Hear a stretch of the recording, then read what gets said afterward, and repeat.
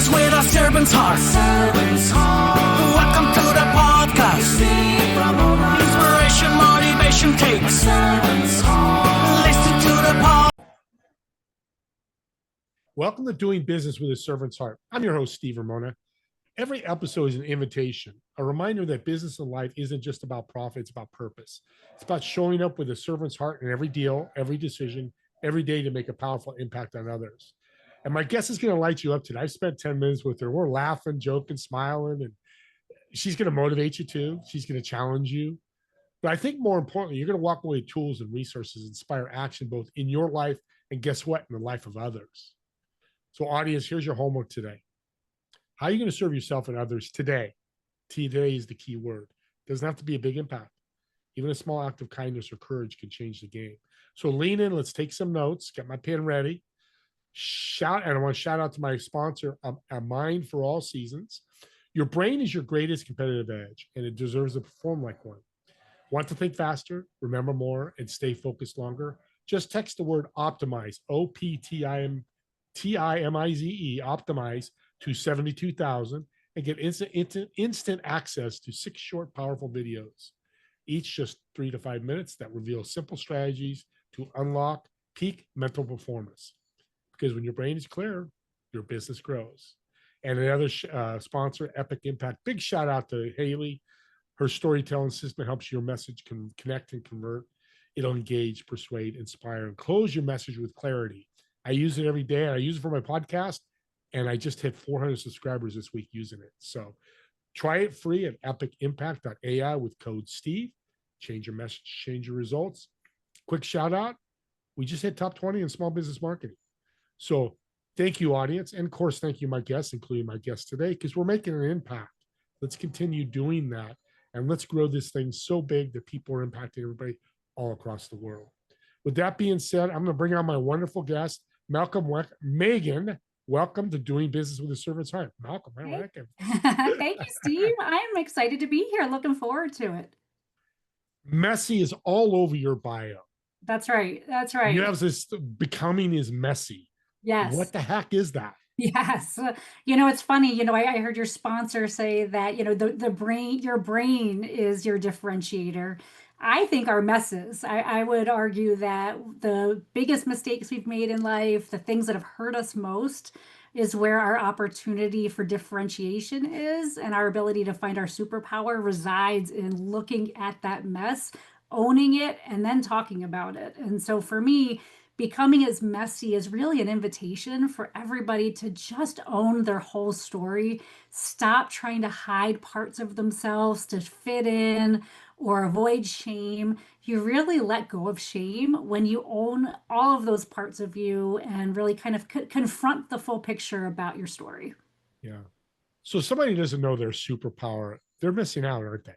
Oh, totally missing out, but there's an opportunity there. They're missing out for sure, but there's a calling there, and there's an easy way to start figuring out what your superpower is. Tell us a story of somebody you found their superpower and what their benefit from that was. Yeah, so a good friend of mine actually, she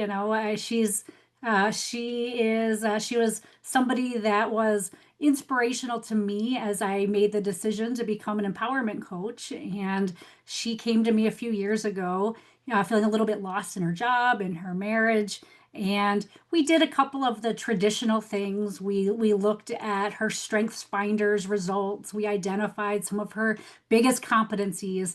But when we really got to talking about her life story and uncovered some of the trauma from her childhood, the ways that adults had caused pain in her life, the way her husband had kind of continued some of that abuse, we really uncovered the way that she had been letting people silence her voice, and kind of going through the steps of looking at that. I do have a framework that was partially born out of that, which really starts at starting to tap into your inner voice and letting go of the noise all around you. So quieting those adults in her life that didn't treat her well, quieting her husband, peers in the workspace, and really started to work on meditation. She got into yoga, which has been a very critical aspect for her to start with, and that's really my starting point for anybody who's lost on their superpower, is identifying your own little inner voice.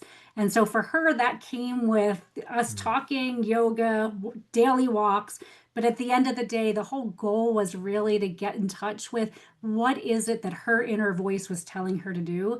And from there, that inner voice has led to one step after another, leaving an unhealthy marriage. We laugh, we look back at pictures of her from years ago, versus now, and you could just see the light in her eyes and the way that she has so much more confidence now. And there's so many things about her that never got to shine through. And really, her superpower has been really leading others. She's now taking the things that she's learned over the last 4 years, and she now passes it on, which is kind of the closing step to my framework, which is now take this information and either pass it to others or just talk about it, because it's contagious. When all of us go through this healing journey, it's so contagious and other people just kind of gravitate towards it. Yeah. And that's a servant heart. You're going to share Exactly. a lot of my guests, and we'll talk about your podcast too. Yes, yeah. That's how they can serve, by telling their stories. And you're right. Work and marriage can be very messy. Yeah. Oh, So totally. you start with Yeah. some too, and there's a lot of messy everywhere. So Yeah. I understanding becoming is messy. You're absolutely right. Let's talk about your backstory. I know there's your backstory has led you to here. What is it, and how did it lead you here? Yeah, so my backstory is a lot of twists and turns. I have a severe chronic trauma background. I Mm, was I mean, right from the beginning, I was born right into the world to a teenage mom, an alcoholic dad, and I had an infection at birth that wreaked havoc throughout my little body. So, right out of the gate, I got a little bit of a raw deal in life, which the medical stuff led to lifelong pain, countless surgeries that are still piling up today. A little bit crazy, things as serious as limb lengthening, limb shortening, joint replacements, constant just fixing and retweaking and healing, which led me to. So if you take kind of that pain from the child, trauma from medical stuff, plus living with a dad who was abusive to my mom. I was the eldest daughter. I know some of your listeners, when you're the oldest daughters out there, can recognize the pressure to take care of the family. So if you put kind of a child through medical pain, having to heal themselves, but then also having to take care of the adults in the household, I was my mom's protector. And so that really led me to kind of keep my own stuff secret. I just didn't want to be a bother to anybody. I also needed coping mechanisms that didn't come from the adults in my life. And so that came from drinking at a very early age, promiscuity, just a lot of spiraling. And that spiraling really lasted even into my first marriage. So, well into my 20s. I was kind of two different people. I was a straight A student. I was one of the top students in high school and college. I went on to a really great career in instructional design and putting together conferences all around the country. But then at the same time, I was still drinking too much. I was still making poor decisions with men. I found myself in a marriage that wasn't much different than my mom and dad's, a very verbally abusive husband. And for me, it was sitting one night with my newborn baby. And all of a sudden, I just had that deeper inner voice telling me that I needed to take control of my own life and there was a better path. And so for me, that really was the turning point that led me to unlock what has become my now coaching framework, but at the time was just natural steps that came from living in that kind of environment, really for survival for myself and my daughter. And what that looked like was, having the courage to finally leave a bad marriage, having the courage to own my story and confront that I had a problem with drinking and that I had affairs during my marriage that contributed to it crumbling, and really just facing myself. And what that led to was so powerful. I really always worried that those stories about myself, the things that I felt so much shame for, I always thought that would push people away. I always thought that's what would, shun me from society. But the opposite happened. The more I owned my story and started confiding in others, the more I learned their stories, the more I realized that all of us have a messy path. It shows up differently for all of us, but we all have those twists and turns, and we don't get life perfect right out of the gate, and so that lesson, the more I saw how much my story started unlocking other people's shame, started snowballing again back to that contagious feeling. And the last couple of years, just the calling to bring that really to full circle into my servant leadership and leave my corporate world behind, where I felt like I was contributing a lot to people's development, but it was very narrowly defined in the industry I was in. I wasn't able to share my whole story, and I started feeling inauthentic. I started feeling like I wasn't fully able to bring myself to help people. And so I launched my coaching business and speaking business. And now here I am with you, and working to share my story with more people and give people tools to be able to own their own story and live their biggest life. So that's why you like to work with women, because you can really relate. Nothing Very wrong much. with men, but I Yeah, always like to no, ask that very question. much. Yeah. Yeah, very, very much. It's funny. It's like I did kind of define the folks I want to work with mostly as women just because there is that relational experience. However, men do listen to the podcasts, and I will say I hear from men equally to me hearing from women. So, I do feel like there is lessons for all of us to learn in our shared human experience. The framework that I've come up with, as I've guested on other podcasts or I've hosted guests, I think we all eventually land, if we're willing to own our own journey and take control and let the lessons unfold. I think we kind of all end up in the same place. And Mhm. so we just might use different language for it. And so Yeah. for me, I think it can resonate holistically with everybody. Well, and this is a great lesson for people and entrepreneurs and Yeah. business owners, because the lesson of passion. Your Yes. passion is to help women. Yes, Not of that you course. don't want to help men, you don't want to help Yeah, no, me, of but course. but you're Yes. indirectly Yes. doing it with the podcast. Yes. And this audience, if you're listening to this, I'm gonna say it again. That's the lesson. You know what her passion is? Helping women. Yeah. Yeah. Nothing wrong with that, because Yeah. there's Yeah. millions of women out there. It's not Yep. like your clientele is so small. It's very big, as a matter of fact. Yeah. So I love that. Well, let's jump into the podcast, because I love Sure. me host. I was Yes. telling you, Oh, oh, I love podcast hosts. I love podcasting. What's the name of the podcast and what's the mission? yeah. So the name is Becoming is Messy. And really very similar mission to what we've talked about, which is helping people unlock their own messy stories, embracing their whole journey, and releasing shame that's held them back because they've tried to hide so much of themselves. And so I started the podcast. The first bunch of episodes are solo episodes where I do present my framework. And so, for folks that are interested in learning about that framework, there is a highlight for each step in that framework. But then I've since brought in guests that have had messy stories themselves, and just the transformations that people have gone through. Some of the hardest lessons learned have just turned into really beautiful experiences for them. I had a guest recently who said that she kind of wishes trauma on everybody. Not to say that we want people hurting. However, there's a transformation that comes from the hardest things in your life, that if you don't go through that and you don't let it better you, there's just a limit to your growth ability. And so that was her point in saying that. And that's really stuck with me because I very much believe it, essentially because I think we all experience it. Yeah, we're not perfect. God made us fallible for a Yeah. reason. Don't Yep. know that. I can't talk to God, but wish I Yeah. could. But It yeah, and seems this that way, is doesn't it? it does. And I listen to Darren Hardy. He's a Right? success guy, wrote Success Magazine. He just said that last week. Yeah. People learn from failures, and Yeah, same it's with us. true. If you Yeah. don't have them, how are you going to learn?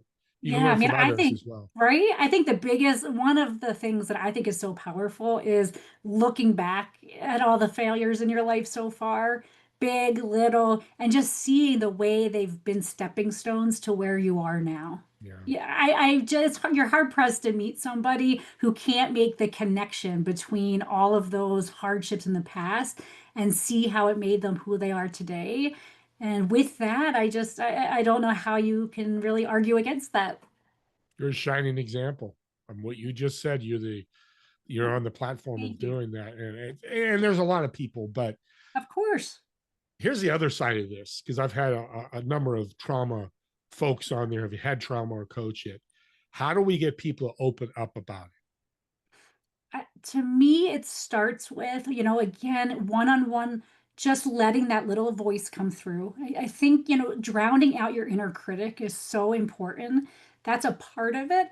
And then, so my steps are, getting that inner voice, working with a therapist or somebody in the healing community to address your childhood. I call it addressing your childhood as an observer and being able to Hmm. take a step back, look at your past mistakes as you would a little kid in your life.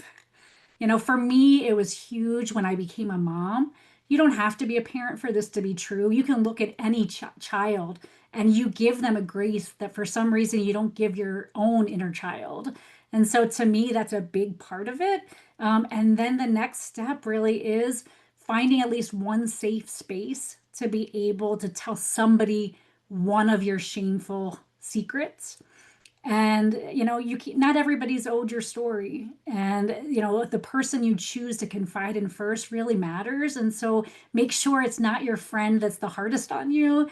Go to a family member, a partner, a friend who is going to give grace. There's no judgment there. The kind of person you'd call at 2 a.m. To pick you up from whatever shenanigans you've gotten yourself into.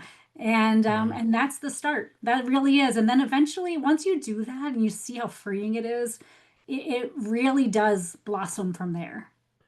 I'm a little younger than you, but the phrase that comes on mind when you talk about that is "suck it up, buttercup." Yeah, oh, yeah, yes, Oh, you definitely. know that phrase? Exactly. I've Yeah, heard of that course. many, football, Yeah, sports, and that's yeah. different than this trauma that you're talking Oh, about. yeah, yeah, yeah. No, So what you do is, and tell me if I'm wrong, you yeah, turn the powerless into the powerful. that's exactly right. That's right. Yes, Wow. it's confronting the things that are holding you back and leveraging those to turn them into your superpower. I so believe in the idea that our wounds are truly where our potential resides. And so I help people tap into what those wounds are trying to tell them. You're a doctor, you're not a PhD, but if I went to the doctor and I have a wound, they stitch it up. They have all the tools to do that. You Yeah. give me the tools to become powerful, not powerless, but powerful, the Powerful. resources. That's right. Yeah. I give you Hmm. resources. I have an assessment that I'm launching to help. So, in my framework, there's essentially 7 competencies. They're not a one and done. It's not like a step program. It's more just, hey, these are 7 areas of your becoming. Let's take a look at where you're strong. Let's see what's holding you back. And at this season of your life, we're going to identify, 1 or 2 areas where they're limiting you the most, and let's really dive into those. And that might be, maybe you've done the work in therapy but you're still holding on to way too many secrets. That might be one. Maybe your nervous system hasn't been addressed yet. Maybe you haven't come up with your toolbox yet to heal some of the bigger issues that aren't just going to be solved through talking. So it's really just honing in on your journey and identifying and then giving you some tools to be able to address that. How does humor play in this? I read your bio. There's a lot of humor, which I love. I think Yeah. solves a Yeah, lot of yeah. problems. When you've had such a chaotic life like me, it's just I don't know how you can't make light of it. I struggle a little bit with the people in my life. I'll say my grandmom, for example. My whole life, she's been woe is Megan. My whole life, it's poor you. Oh no, something else bad is happening to you. Where if I embrace that mindset, it would have crushed me long ago and I wouldn't have been able to rebound. And so for me, I just find that making light of it is so cathartic, one to me, but I think it also gives permission to others to be able to talk about things that unfortunately we've made taboo. I just don't, I don't really believe any topic is taboo, to be honest. In the right context, I don't believe we should be out there harming each other with our words. But when it comes to your personal story, I believe that anything in your story, you should be able to speak in a safe place. And sometimes you need Yeah. humor to be able to confront it. Otherwise, it's gonna crush you. Humor to me, now that I hear what you say, and that's kind of where I thought you were going, is Yeah. that stamp of approval that you're powerful. Hey, Yes. guess what? I was abused by my mom, Yeah. Yeah. Yeah. da, da, da, and hey, crazy. How come my dad, of Yeah. course, audience, I'm making this up, but Of to be course. very not flippant, but very humorous about it, Yeah. really is self-awareness. Yeah, Um, yeah, exactly. I'll tell you what the way it yeah, shows up for me sometimes. So a couple years I was 39, and I said to a group of girlfriends, like, gosh, the first half of my life has been so crazy. The second half's going to be so boring. Like it's just, it's just been too chaotic. How do I deal with a non-chaotic life? I now am in a happy marriage. My family's doing great. I had a great job. And a couple weeks later, I ended up sending my spit into one of the ancestry places, ancestry.com. And I sent my brother a picture of it as a joke. And I said, hey, let me roll the dice. Maybe I'll be lucky and have a better dad this time. Right? That was my joke. I was kidding because our dad was an abusive alcoholic. I was estranged from him, you know. That comment was that's pain coming out. Like that's me saying how much I wish I had a different dad in my heart. I wish that I could have had a different dad. It wasn't a reality thinking I did. Well, then I ended up turning out I did. I ended up being one of those people. So, talk about twists and turns. I said my life was going to be boring, and the universe was like, oh, hold my beer. Guess yeah, what? And so yeah. I unlocked a family secret that had been buried since my birth. And so that unlocked a whole other healing journey. And I had to go through all the steps all over again. It really kind of brought me down to point zero. But to me, I think of that example when you're asking about humor. That's one that I share with women that I'm talking to, because to me, I can very clearly see sometimes the ways I'm covering up my pain by just throwing in a joke. Yeah, keeping it inside never works. No, I've nope, nope. everything, and being Exactly. authentic and genuine always works. Yes, exactly. It's almost Exactly. 100%, and that's what Yep. you're telling them. Even though the story's not great, the trauma's not great. It's being No, no, authentically no. tied to But it it's and real. knowing it. Yeah, it's real. It's real. And so there's really nothing I can do with the fact that that's the truth of my life. So Yeah, yeah. You can't go back and change it I can't unless change you're it. in a So movie. I might try to laugh about it. Not to say I don't also cry about it. I Yeah, mean, that very much was a very shocking discovery. However, I have to mix in the humor. It's a protective measure for me. It also enables me to be able to talk about it. And that's what I want from other people too. Sometimes I'll take a very uncomfortable topic that I'm trying to get somebody else to talk about. And if I just throw in a little bit of self-deprecating humor, I think it just gives people permission to just own their messy stuff. I love this messy thing. I didn't understand it before. That's why I love Yeah. doing these shows. I've learned all about Yay. becoming messy. Oh, So good. Oh, good. this is powerful because Oh, I'm so glad.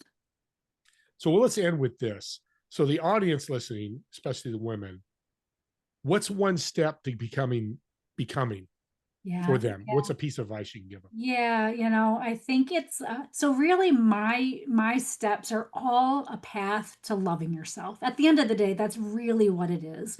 Especially those of us with trauma backgrounds, but I would say just any, specifically women, we have a lot of shame.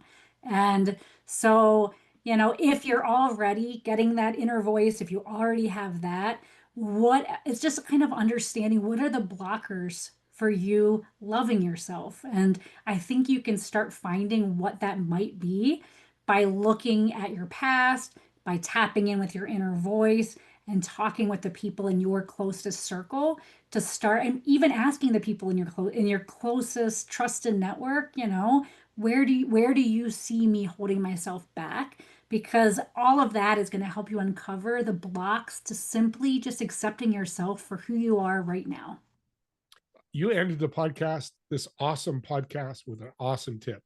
Oh, Audience, I hope you wrote that down or rewind it and listen to this, because that little tip can make big, huge difference in your life. Real quick, I want to ask you a question off topic here. I want to learn more about Meghann. Yeah. So I've reserved a table at a restaurant for you, table for four. So you have 3 empty chairs. Who Yes. would you invite, whether dead or alive, to Yeah. mentor, to Ooh. talk to get to know? But more importantly, what food would you order for the table? Oh man. So I just got back from a visit to New Jersey. And so New Jersey is top of mind for me. I grew up there. I now live in Wisconsin. Whenever I go to New Jersey, I gotta get Italian food, pizza, Italian subs. And so I feel like for the table, especially in a meal where I'm surrounded by people I want to talk to, I feel like a big Italian meal. You know, you got some meat, spaghetti, probably some pizzas as appetizers. So that would be the serving. Definitely the first person I would bring would be my grandfather. My grandfather and my husband, I would say, because my grandfather died. My grandfather really was the father figure in my life. And I sat by his side when he passed away. And my Oh, husband just didn't get to know him very much. And he was just the rock of our family and my best friend. And I would love for the two of them to get together, you know. And then, oh gosh, beyond that, I think of maybe somebody like Maya Angelou, or somebody that just like understands the pain of life but has made beauty out of it. And so to me, that I don't know, that's who came to mind for me. it's well said. And by the way, I'll pull another chair up. You talk Italian food, I'm running Yeah. to the Oh, table. I'm all so over it. good. So that's great. Well, God bless you and thank you for being a wonderful guest, Oh, thanks, being so Steve. powerful, sharing your story, being very transparent and authentic. It's beautiful. We're gonna impact people with this podcast. Thank you. But I know people are going to want to reach out to you and find the podcast. So, name of the podcast, how can they find it, and where can they reach out to you? Yes, thank you. So my website's meghanndawson.com. So Megan is a weird spelling. So MEGHANNDAWSON.com. My mom was a big fan of the book The Thornbirds, is what she was reading when she was pregnant, and that was the spelling of Meggie in that book. So meghanndawson.com. My podcast is Becoming is Messy, and you can find that on most podcast streaming platforms. Apple and Spotify are kind of the biggest places to find that, but it's on some of the smaller streaming services as well. And I also have an email list that you can sign up for on my website. So happy to share, through that. I share some tips like we talked about today. I share some new releases. I do some corporate speaking and speaking at events for folks with trauma backgrounds, and as well as one-on-one coaching. So would love to connect with listeners. Yeah, if you got women's groups out there, hire her as a speaker.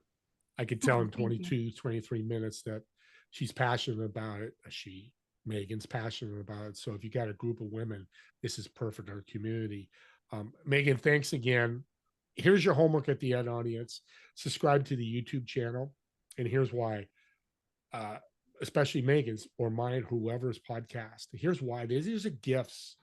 As you're listening to Meghann, like I am, I've thought of 3 things I'm going to tell her after the show who I want to connect her with. But somebody is going through trauma, their stories affecting them. Share the podcast with them. Have them listen to her for about 10 minutes. I guarantee you they're going to be impacted. Will they take action? I don't know that. Meghann doesn't know that. That's not the point. Is when you share these links, they're gifts. They're not a TV show. They're not a movie. That's entertainment. We go to mind meld to get away from life. At least that's what I do. But podcasts are for education, motivation, inspiration. And Meghann nailed it. So go ahead and do that and subscribe to hers as well. She's bringing a YouTube channel, she just told me, or subscribe to Apple, Spotify, whatever it may be. With that being said, me and Meghann want to thank all of you for watching or listening to this podcast. And we'll see you all in the next episode of Doing Business with a Servant's Heart. Have a great day, everyone.